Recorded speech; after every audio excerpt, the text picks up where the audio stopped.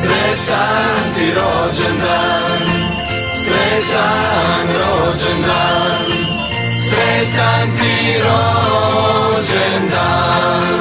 Mili Bože, zašto si me stvorio?